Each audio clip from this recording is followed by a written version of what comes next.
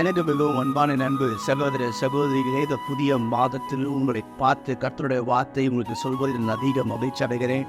கர்த்தர் நல்லவருடைய கிருபை என்றும் உள்ளது. கடந்த 4 மாதங்கள் கர்த்தர் நம்முடைய குடும்பத்தையும் ஊழியத்தையும் அழகாய் ஆச்சரியமாய் நடத்தி கொண்டு வந்தார். அதே ஆண்டவர் இந்த 5வது மாதத்திலும் நம்முடைய கிருபையை நம்முடைய வாழ்க்கையில் விளங்கச் செய்து நம்மை நிச்சயம் ஆசீர்வதித்து மேன்மைப்படுத்துவார் என்பதில் எந்த ஒரு சந்தேகமும் இல்லை. இந்த மாதம் கர்த்தர் ஆசீர்வதிக்கும்படி இந்த மாதம் முழுவதும் நமக்கு ஆறுதலாய் தேர்தலாய் நம்மோடு கூட வருகிற வார்த்தை என்ன என்று பார்ப்போம். அது சங்கீதம் 128வது சங்கீதம் 5வது வசனம் அழகாய் சொல்லுகிறது. கர்த்தர் சீயோனில் இருந்தவரை ஆசீர்வதிப்பார். நீ ஜீவனுள்ள நாளெல்லாம் எருசலேமின் வாழ்வை காண்பார். நீ ஜீவனுள்ள நாளெல்லாம் எருசலேமின் வாழ்வை காண்பாய் என்று கர்த்தர் இந்த மாதம் உங்களுக்கு வாக்கு கொடுக்கிறார். பிரியமானவர்களே, இன்றைக்கு சூழ்நிலைகளை நாம் பார்க்கும் பொழுது எருசலேமுக்கு விரோதமாய் இஸ்ரேல் தேசத்துக்கு விரோதமாய் யுத்தங்கள் நடந்து கொண்டிருக்கிறது. அப்புறம் எப்படியா இந்த வாழ்வை பார்க்க முடியும்? நான் வேதத்தின் அடிப்படையில் நான் உங்களோடு பேச விரும்புகிறேன். இந்த எருசலேமை கர்த்தர் எப்படி ஆசீர்வதிக்கிறார், எப்படி நடத்துகிறாரோ அதே போல உங்களையும் உங்களுடைய குடும்பத்தையும் கர்த்தர் நிச்சயமாய் ஆசீர்வதித்து நடத்துவார் என்பதில் எந்த ஒரு சந்தேகமே இல்லை. ஏன் இந்த எருசலேமின் வாழ்வை காண்பாய் என்று இந்த வசனம் முடிகிறது என்று வேதம் சொல்லுகிறது என்று பார்ப்போம் என்று சொன்னால், முழு உலகத்தின் மைய பகுதி இந்த எருசலேமாய் காணப்படுகிறது. இந்த உலகத்துடைய மற்ற எல்லா நாடுகளும் எதை சார்ந்து இருக்கிறது என்று சொன்னால் இது எருசலேமை சார்ந்துதான் இருக்கிறது. என் அன்புக்குரியவர்களே, இந்த எருசலேம் முழு உலகத்திலும் எது மைய பகுதியாய் வருகிறது என்று சொல்லி ஒரு பாயிண்ட் வைத்து பார்ப்போம் என்று சொன்னால் அது எங்கேயும் போகாது. அது இந்த எருசலேமை தான் காண்பிக்கும். பிரியமானவர்களே, முதலாவது இந்த உலகத்தின் மைய பகுதியாக இருக்கிறது. இந்த எருசலேமை சுற்றிலும் பார்த்தீர்கள் என்று சொன்னால் 7 மலைகளினால் சூழப்பட்டிருக்கிறது. பாதுகாப்பான ஒரு பட்டணம். நிச்சயம் சொல்லுகிறேன், நீங்கள் பாதுகாப்பாக இருப்பீர்கள். உங்களுடைய பாதுகாப்புக்கு எந்த ஒரு கேடும் வராது. 7 மலைகளால் நிறைந்து மூடப்பட்டிருக்கிற ஒரு பட்டணம் தான் இந்த எருசலேம் பட்டணம். இந்த வேத அறிஞர்கள் சொல்லுகிறார்கள், இந்த எருசலேம் பட்டணத்தில் நாம் பார்ப்போம் என்று சொன்னால் எந்த ஒரு ஆசீர்வாதமான எந்த ஒரு காரியமும் கிடையாது. நன்றாய் கவனியுங்கள். ஒரு பெரிய பட்டணம் இருக்கிறது என்று சொன்னால் ஒன்று கடற்கரை ஓரத்தை ஒட்டி இருக்கும், இல்லை என்று சொன்னால் ஆறுகளை ஒட்டி இருக்கும். ஆனால் இந்த எருசலேம் பட்டணத்தில் எங்கேயும் கடலும் இல்லை, ஆறுகளும் கிடையாது.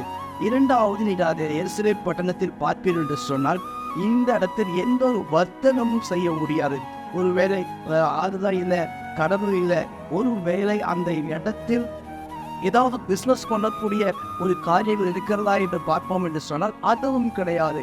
ஆனால் ஒன்றுக்கும் விடாத ஒன்றுக்கும் ஆகாத இந்த பட்டணத்தின் மீது ஏன் கர்த்தர் வைராக்கியம் பாராட்டுகிறார்? அந்த ஆசீர்வாதங்கள் எல்லாம் உங்களுடைய குடும்பத்தின் மீது நிச்சயம் வந்து இறங்கும். பிரியமானவர்களே, ஒருவேளை நீங்கள் யோசிக்கலாம், நாங்கள் ஒன்றுமே இல்லாமல் இருக்கிறோம் பிரதர், எங்கள் சூழ்நிலைகள் எல்லாம் என்னை விட்டு விலகி போயிட்டு இருக்கு, என்னுடைய கையை விட்டு எல்லாம் விலகி போய் கொண்டிருக்கிறது, என் கருத்தில் எந்த ஒரு ஆசீர்வாதமும் இல்லை. ஒரு காரியத்தை கவனித்துக் கொள்ளுதல், கர்த்தருடைய கண்கள் வேறு எங்கேயும் இல்லை, உங்க மேலதான் நோக்கமாக இருக்கிறது. இப்படிப்பட்ட இந்த எருசலேம் பட்டணத்தில் சுற்றிலும் பார்ப்போம் சொன்னால் 7 மலைகள் இருக்கிறது. அந்த இடத்தில் தான் மோரியா மலை இருக்கிறது. ஒரு புறம் மோரியா மலை என்று சொல்வார்கள், இன்னொரு புறம் அது சீயோன் மலை என்று சொல்வார்கள்.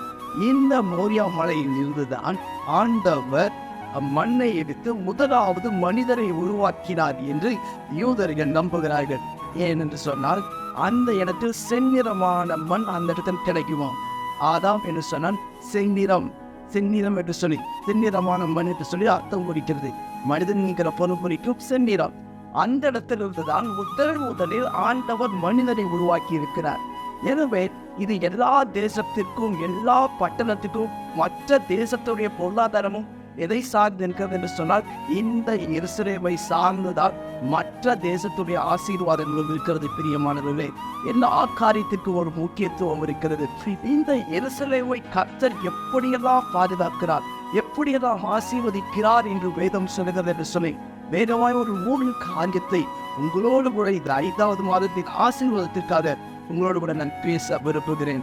முதலாவது ஆசீர்வாதம் என்ன என்று பார்ப்போம். அது ஏசாயா 31வது அதிகாரம் 5வது வசனம் சொல்லுகிறது, பறந்து காக்கிற பட்சியை போல சேனைகளின் கர்த்தர் எருசலேமின் மேல் ஆதரவாயிருப்பார். முதல் ஆசீர்வாதம், பறந்து காக்கிற பட்சியை போல சேனைகளின் கர்த்தர் எருசலேமின் மேல் ஆதரவாய் இருப்பார். ஆண்டவர் உங்களுக்கு ஆதரவாய் இருப்பார். ஒருவேளை நீங்க யோசிக்கலாம், பிரதர் நம்பினவங்க என்ன கைவிட்டு போயிட்டாங்க பிரதர், இவங்க என் கூட இருப்பாங்க நான் நினைச்சேன் பிரதர், இவங்க என் கூட எனக்கு ஆதரவா எனக்கு துணையா இருப்பாங்கன்னு நினைச்சேன் பிரதர், எல்லாராலையும் மறக்கப்பட்ட சூழ்நிலையில் நான் இருக்கிறேன் என்று சொல்லி நீங்கள் ஒருவேளை யோசித்துக் கொண்டிருக்கலாம். எல்லாராலும் கைவிடப்பட்ட சூழ்நிலை இருக்கிறேன் என்று நீங்கள் யோசித்துக் கொண்டிருக்கலாம். ஒன்று கவனியுங்கள், எந்த மனிதனுடைய கண்களும் உங்களை பார்க்காமல் இருந்தாலும் சரி, வானத்திலிருந்து கர்த்தருடைய கண்கள் உங்கள் மீது நோக்கமாய் இருக்கிறது. கர்த்தருடைய தரிசனம் நிறைவேறுகிற ஒரு இடம்தான் இந்த எருசலேம். கர்த்தர் அந்த இடத்திற்கு தரிசனத்தை வைத்திருக்கிறார். சாதாரண தரிசனம் அல்ல, சாதாரண காரியம் அல்ல. நன்றாய் கவனிங்கள், அந்த எருசலேமில் தேவாலயம் கட்டப்பட வேண்டும். அந்த எருசலேமில் தான் 1000 வருட அரசாட்சி துவங்க வேண்டும் என்று சொல்லி பல காரியங்களை கர்த்தர் தரிசனம் வைத்திருக்கிறார். அதை நிறுவனமாக்கதான் சத்துரு அதற்கு விரோதமாய் போராடி கொண்டே இருக்கிறான் பிரியமானவர்களே. ஆனால் உங்கள் மீது கர்த்தருடைய திட்டம் தீர்மானம் இருக்கும் பொழுது ஆண்டவர் உங்களை எப்படி பாதுகாக்கிறாராம்? பறந்து காக்கிற பட்சியை போல நன்றாய் கவனிதர் கூட்டிற்கு தன்னுடைய குஞ்சுகளை வைத்து விட்டு இந்த பட்சி உயர வானத்தில் எவ்வளவு தூரம் பறந்தாலும் சரி, அதனுடைய கண்கள் யார் மேல் நோக்கமாக இருக்கும் தெரியுமா? அந்த குட்டி குஞ்சின் மீது தான் நோக்கமாக இருக்கும். அதை சுற்றி சுற்றி சுற்றி ஆதாரத்திற்காய் அந்த பறவை எங்க போய் சுற்றினாலும் சரி, எங்க போய் நின்றாலும் சரி, எங்க போய் வந்தாலும் சரி, அதனுடைய கண்களும் இருதையும் என்னாலும் தன்னுடைய குஞ்சின் மீது நோக்கமாக இருக்கும். பறந்து காக்கிற பட்சியை போல தன்னுடைய உழவு பலத்தோடு அது மேலே உயர பறந்து கொண்டிருக்கிறது. ஆனால் அதனுடைய கண்கள் என்ன தெரியுமா? எங்க நோக்கமாக இருக்கிறது தெரியுமா? அதனுடைய பட்சிகள் மேல், அதனுடைய குழந்தைகள் மேல், அதனுடைய குட்டிகள் மேல், குஞ்சுகள் மேல் நோக்கமாக இருக்கிறது. நல்லா கவனிக்கல. சில பெற்றோர் நல்லா ஸ்கூல்ல போய் பிள்ளைகளை நல்லா அழைச்சிட்டு வரும்போது நல்லா கவனிச்சு பாருங்க. நிறைய பிள்ளைங்க ஒரே மாதிரி யூனிஃபார்ம் போட்டு குட்டு ஓடி வராங்க. பிள்ளைங்க அப்பா அம்மாவை பார்த்துட்டு ஓடி வரும்போது இந்த பெற்றோர்கள் இன்னும் பார்க்கும்போது அவருடைய கண்களுக்கு எப்படி தெரியுமா தெரியும்? ஓடி வரந்த பூரா அவங்க புள்ள ஓடி வர மாதிரியே தெரியும். காரணம் என்னன்னா, எக்ஸ்பீரியன்ஸோட பேசுறேன். ஓடி வர்றது பூரா தாப்புள்ள ஓடி வர மாதிரி இருக்கும். அவனால தான் என் தப்பையும் பிள்ளையா இருக்க மாட்டானா, என் பிள்ளையா இருக்க மாட்டானா. காரணம் என்ன? ஒரே மாதிரி தம்மை கண்கள் அப்படியே அலைகிறது, இங்க வங்கு போய் அலைகிறது. பிரியமானவர்களே, சாதாரணமாய் மனிதனாய் இருக்கிற நம்முடைய கண்களே இங்கும் வங்குமாய் அலைகிறது. அப்படி பிள்ளைகளை தாய் ஓடும் என்று சொன்னார். வானத்தை பூமி உண்டாக்கிற தெய்வம் எப்படி உடைய சூழலை கண்ணை மூடிக்கொண்டிருப்பார், எப்படி கண்ணை அடைத்துக் கொண்டிருப்பார்? உங்கள் மீது கண்கள் வைத்து அவர் ஆலோசனை கொடுத்து பறந்து காக்கிற பட்சியை போல உங்களுக்கு அவர் ஆதரவாய் இருக்க போகிறார். இந்த மாதம் கர்த்தர் உங்களுக்கு ஆதரவாய் இருப்பார். உங்கள் பிள்ளைகளுடைய வாழ்க்கையில் அவர் ஆதரவாய் இருப்பார். உங்களுடைய வருமானத்தில் அவர் ஆதரவாய் இருப்பார். ஒருவேளை பலவீனத்தில் நீங்கள் இருக்கலாம், இழப்புகள் நடுவே இருக்கலாம், பல கேள்விகளோடு யோசித்துக் கொண்டிருக்கலாம். எப்படி நாங்கள் மேலே வர முடியும் பிரதர்? எப்படி நம்ம மேலே கட்டப்பட முடியும்? எப்படி நம்ம என்னுடைய வாழ்க்கை சனிக்கும் என்று சொல்லி பல யோசனைகள் உங்களுக்கு இருக்கலாம். நிச்சயமாய் சொல்லுகிறேன், பறந்து காக்கிற பட்சியை போல சேனைகளின் கர்த்தர் எருசலேமுக்கு ஆதரவாய் இருப்பது போல உங்களுடைய குடும்பத்திற்கு, ஊழியத்திற்கு, உங்களை சுற்றி இருக்கிற ஜனங்களுக்கு அவர் ஆதரவாயிருக்கும். இரண்டாவது ஆசீர்வாதம் என்ன இந்த எருசலேமுக்கு கர்த்தர் வைத்திருக்கிறார் என்று பார்ப்போம் என்று சொன்னால், அதே வசனத்தை பார்க்கும்போது அவர் அதை காத்து தப்ப பண்ணுவார். அதை காத்து தப்ப பண்ணுவார். உங்களுக்கு பாதுகாப்பை கொடுக்கிறது மாத்திரமல்ல, தப்ப பண்ணுவார். உன் கால் சிக்கி கொடாதபடிக்கு தப்ப பண்ணுவார். நீ வழுங்கி விழாதபடிக்கு உன்னை தப்ப பண்ணுவார். எந்த பிரச்சனையும் போய் நீ மாட்டிக்கொள்ளாதபடிக்கு அவர் உன்னை தப்ப பண்ணுவேன் என்று கர்த்தர் வாக்கு கொடுக்கிறார். பிரியமானவர்களே, ஒருவேளை சில நேரத்தில் அறியாமையினால் நாம் தவறு செய்து ஏதோ ஒரு பெரிய பிரச்சனையை நீங்கள் சிக்கிக் கொண்டிருக்கலாம். எல்லாத்தையும் எனக்கு மாத்திரம் ஏன் இந்த பிரச்சனை வருது, எனக்கு மாத்திரம் இந்த போராட்டம் ஏன் வருது? இந்த எருசலேமை குறித்த ஒரு காரியத்தை நான் சொல்ல விரும்புகிறேன். காரணம் என்ன? பல ராஜாக்கள் இந்த எருசலேமை துடிக்கும்படிக்கு யுத்தங்களை செய்தார்கள். ஆதாம் முதல் தாவீது வரை பல ராஜாக்களுடைய கைக்கு இந்த எருசலேம் போனது.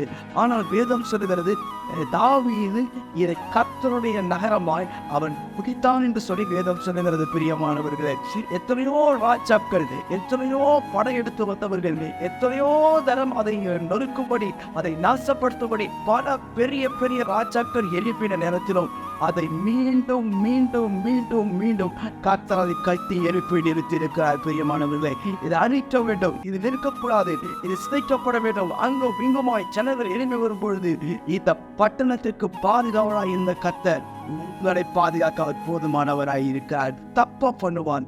பல ராஜாக்கள் தன்னுடைய வல்லமையோடு புறப்பட்டு வந்தார்கள். தாவீது வரைக்கும் பார்த்தது சொல்ல பலருடைய கைக்கு இது மாறி மாறி வந்தது. இன்றைக்கு யுத்தங்கள் நடந்து கொண்டிருக்கிறது. ஆனாலும் காரணம் என்ன? ஒரே ஒரு காரியம் புரிந்து கொள்ள வேண்டும். கர்த்தர் எருசலேமை பாதுகாத்துக் கொண்டிருக்கிறார். நாம் எருசலேமின் சமாதானத்திற்காக நாம் இந்த மாதங்களில் அதிகமாய் நாம் செபிக்க வேண்டியது நம்முடைய கடமையாக இருக்கிறது. பிரியமானவர்களே, அவர் உங்களை பாதுகாப்பார், உன் பிள்ளைகளை பாதுகாப்பார், உன் பிள்ளைகள் எதிர்காலத்தை பாதுகாப்பார். யோசிக்கலாம், எல்லாருடைய பிசினஸ் நல்லா போகுது, எல்லா தொழில் செய்யறாங்க, எல்லா வேலைக்கு செய்யறாங்க, என் கையில மாத்திரம் ஏன் விற்க மாட்டேங்குது, என் கையில மாத்திரம் ஏன் ஆசீர்வாதம் விற்கிற, என் கையில மாத்திரம் கர்த்தர் எந்த நன்மையும் வரங்கையே, ஏன் கர்த்தரனை இப்படிப்பட்ட ஒரு சிக்ஷைக்கு அனுமதிக்கிறார் என்று சொல்லி நீங்கள் யோசித்துக் கொண்டிருக்கலாம். ஒரு காரியத்தை நீங்கள் புரிந்து கொள்ள வேண்டும். நீ எவ்வளவு பிரச்சனையை சந்திக்கிறாயோ, ஒரு எடுத்துக்காட்டு ஒன்று சொல்லுகிறேன். ஒரு வீட்டில் 4 பிள்ளைகள் இருக்கிறான்னு சொன்னால் 3 பிள்ளைக்கு நல்ல வேலை அமைந்திருக்கும். ஒரு பிள்ளை மாத்திரம் தத்தரித்து கொண்டே எப்பவுமே. ஒரு பிள்ளைக்கு மாத்திரம் எதுவும் வாய்க்காது. ஒரு பிள்ளையோட கையில் ஆசீர்வாதமே நிற்காது. ஒரு பிள்ளையோட நிலைமை மாத்திரம் பயங்கர கேள்விக்குறியா இருக்கலாம். இப்படி பல யோசனைகள் அந்த வீட்டுக்குள் ஒழுகிறது என்று சொன்னால் இன்றைக்கு ஆவிக்குரிய கண்கள் திறக்கப்பட வேண்டும். கர்த்தருடைய கண்கள் உங்கள் மீது நோக்கமாக இருக்கிறது. கர்த்தருடைய கண்கள் உங்களை பார்த்து கொண்டே இருக்கிறது. கர்த்தருடைய கண்கள் தம்முடைய வல்லமை வெளிப்படுத்தும்படி அவருடைய சித்தம் நிறைவேற காத்திருக்கிற ஒரு பாத்திரம் நீங்கள் என்பதை நீங்கள் ஒரு நாளும் மறக்காதிருங்க. கர்த்தர் உங்களை பாதுகாத்து உங்களை எல்லா பிரச்சனைக்கும் தப்ப பண்ணுவார். 3வது ஆசீர்வாதத்தை மாத்திரம் சுருக்கமாய் சொல்லி உங்களுக்கு நான் ஜெபிக்க விரும்புகிறேன். 3வது, அவர் கடந்து வந்து அதை விடுவி. 3வது ஆசீர்வாதம் என்ன தெரியுமா? அவர் கடந்து வந்து அவர் விடுவிப்பார். நீதிமானுக்கு வரும் துன்பங்கள் அநேகமாயிருக்கும். கர்த்தர் அவைகளை நின்று, அவர் வந்தத நின்று, சோதனைக்கு நடுவே நின்று உங்களை விடுவிக்க அவர் போதுமானவராய் இருக்கிறார். ஒருவேளை அக்கினி சூளைக்கு நடுவே நின்றவர் உங்களுக்காய் நிற்பார். சிங்ககவியில் நின்றவர் உங்களுக்காய் நிற்பார். பிரியமானவர்களே, பெரிய பெரிய பிரச்சனைகள் வரும்பொழுது நம்முடைய ஜனங்களுக்காய் உங்களுக்காக வழக்காட அவர் நிச்சயம் வந்து நிற்பார் என்பதில் எந்த ஒரு சந்தேகமே இல்லை. கலந்தாதீர்கள். ஒருவேளை 1000 யோசனைகள் இருக்கா, எப்படி பிரதர், எப்படி நம்ம விடுதலையாக்க முடியும், எப்படி நாங்கள் இந்த சூழ்நிலையில் நம்ம மேலே வர முடியும்? உங்களுடைய சூழ்நிலையில் உங்கள் அருகே ஒருவர் வந்து நின்று சொல்லுவார், பயப்படாதே மகனே மகளே, இந்த சூழ்நிலையும் நீ கடந்து போவாய், இந்த பிரச்சனையும் நீ கடந்து போவாய், இந்த வேதனையும் நீ கடந்து போவாய், நீ அடைந்து தீர்வதில்லை என்று கர்த்தர் வாக்கு கொடுக்க எருசலேமுக்கு ஆதரவாய் இருக்கிறவர் நமக்கும் ஆதரவாய் இருப்பார். அவரை காத்து விடுவிக்க அவர் தப்ப பண்ணுகிறவர், அவர் நம்மையும் தப்ப பண்ணுவார். மாத்திரமல்ல, அவர் நம்மை விடுவிக்க அவர் போதுமானவராக இருக்கிறார். கடந்த 4 மாதங்கள் ஒருவேளை கசப்பான அனுபவம் உங்களுக்கு நடந்திருக்கலாம். வேதனை, ஏதோ ஒரு இழப்புகள், ஏதோ ஒரு வேதனை உங்களை அழுத்தி கொண்டிருக்கலாம். எல்லாவற்றையும் ஓரமாக எடுத்து வைத்து விட்டு கர்த்தரை மாத்திரம் நோக்கி பாருங்கள்.